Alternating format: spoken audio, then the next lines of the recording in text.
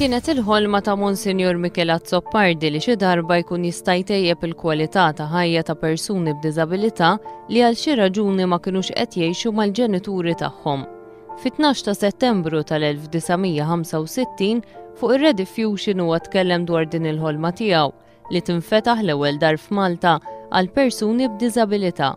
Mara li kienet fadlet mitlira biex tmur btala tant oġbita l-idea li tat dawn il-flus bħala donazzjoni. Minn dakinhar li twaqfet din id-dar għaddew 46 sena u sissa għadha ma waqfitx tagħmel il-ġid.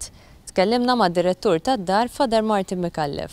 Id-Dar tal-Provvidenza toffri servizz ta' residenza lil 102 persuni li għandhom diżabilità ħafna minnhom severa.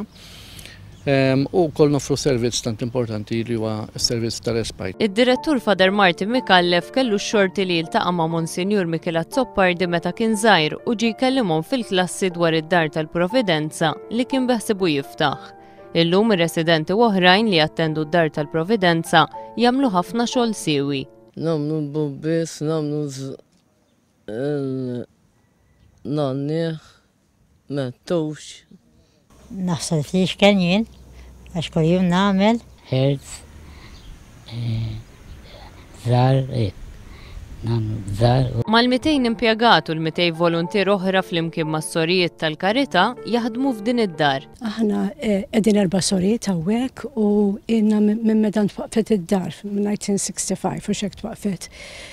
U ngħinu ħafna lil daw ir-residenti, x-xogħol tagħna huwa volontarju, volontarjament qegħdin hawnhekk. Ngħinu r-residenti dak kull li għandu bżonn bħala caring. Bħalissa d-dar teħtieġ għajnuna volontarja biex jitpoġġew fl-envelopes id-djarji li jintbagħtu fid-djar ta' kull sena. Biex din id-dar tibqa' topera teħtieġ 3 miljun euro nofs fis-sena u sissa dejjem irnexxilha tagħmel dan grazzi għall ġenerożità tal-Maltin u l-Awċin.